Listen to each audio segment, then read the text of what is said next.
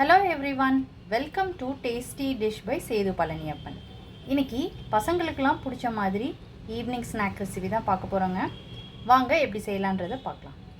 இந்த ரெசிபி செய்கிறதுக்கு 1 cup elbow pasta எடுத்துருக்குறேங்க. உங்களுக்கு எந்த வெரைட்டி கிடைக்குதோ அந்த பாஸ்தா வாங்கிக்கோங்க. இப்போ பாஸ்தா வேக வைக்கிறதுக்கு தண்ணி கொதிச்சிட்ருக்குங்க. இதில் எண்ணெய் விட்டுக்கலாம். பாஸ்தா ஒட்டாமல் வர்றதுக்காக எண்ணெய் ஊற்றிக்கிறேங்க. இதில் கொஞ்சம் உப்பு சேர்த்துக்கிறேன். இதில் பாஸ்தாவை சேர்த்துக்கிறேங்க. 7 மினிட்ஸ் குக் பண்ணி எடுத்துக்கலாம். கரெக்டாக 7 மினிட்ஸில் ஆஃப் பண்ணிவிடுங்க, இல்லாட்டினா குழஞ்சிடும். 6 to 7 மினிட்ஸ் ஆன பிறகு ஒரு நைஃபால் கட் பண்ணி பாருங்கள். இந்த பாருங்கள், நல்லா வெந்துருச்சு பாஸ்தா. இப்போ இதை வடிச்சிக்கலாம். வேக வச்ச பாஸ்தாவில் உள்ள தண்ணியை ஃபில்ட்ரு பண்ணி எடுத்துக்கிட்டேங்க. அதுக்கப்புறம் பச்சை தண்ணியில் கழுவி ஒரு பிளேட்டில் கொட்டி விட்டுருக்கேன். பாஸ்தா ஒட்டிக்காமல் இருக்கிறதுக்கு கொஞ்சமாக எண்ணெய் விட்டுக்கோங்க.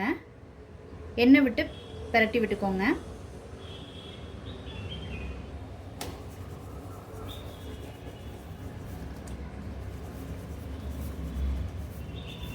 இப்போ இதை ஒரு ஓரமாக எடுத்து வச்சிடலாங்க. அடுத்து என்ன பண்ணலான்றதை பார்க்கலாம். ஒரு பேனில் கொஞ்சம் எண்ணெய் சேர்த்துக்கிறேங்க.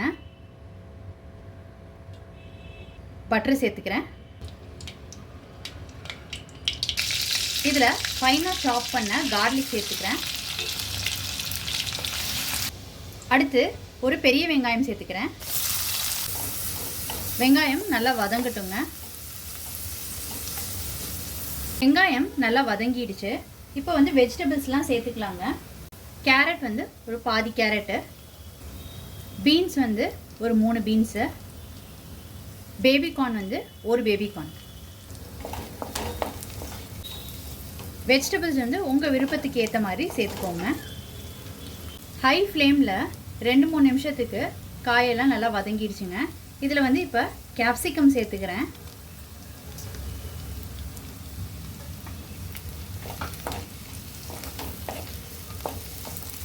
சின்ன பீசஸாக கேப்சிகம் போட்டிங்கன்னா குழஞ்ச மாதிரி ஆகிடும். அதனால தான் நான் பெரிய பீசஸாக சேர்த்துருக்குறேன். இதையும் ஒரு 2 மினிட்ஸ் வதக்கிக்கோங்க. காயெல்லாம் நல்லா வதங்கினதுக்கப்புறம் இதில் சில்லி பவுட்ரு சேர்த்துக்கிறேங்க. உங்கள் காரத்துக்கு ஏற்ப பார்த்து போட்டுக்கோங்க.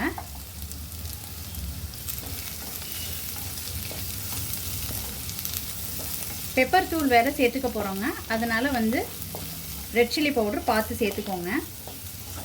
மிளகாய் தூளோட பச்சை வாடெல்லாம் போனதுக்கப்புறம் இதில் 2 தக்காளி பழத்தை வந்து பேஸ்ட் எடுத்து வச்சுருக்கிறேங்க. அதை சேர்த்துக்கிறேன். தக்காளி பழத்தோட பச்சை வாடை போகிற அளவுக்கு வதக்கிக்கோங்க. மசாலா நல்லா குக் ஆகிடுச்சுங்க. இப்போ இந்த டிஷ்ஷுக்கு தேவையான உப்பு சேர்த்துக்கிறேன். இப்போ இதில் கொஞ்சம் தண்ணி சேர்த்துக்கலாங்க. ரொம்ப திக்காக இருக்குது.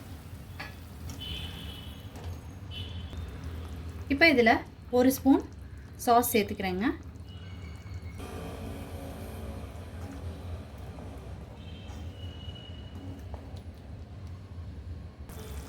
இப்போ இதில் 1/2 ஸ்பூன் வந்து மைதா மாவை வந்து தண்ணியில் கட்டி இல்லாமல் கரைச்சி எடுத்துருக்குறேங்க. அதை வந்து இதில் சேர்த்துக்கிறேன்.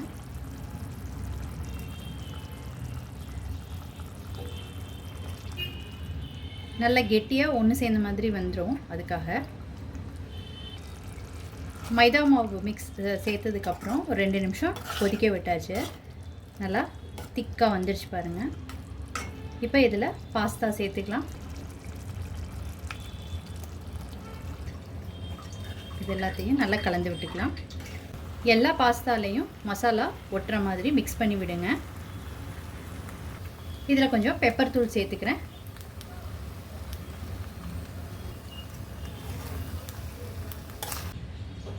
ஃபைனலாக இதில் வந்து சீஸ் சேர்த்துக்கிறேங்க.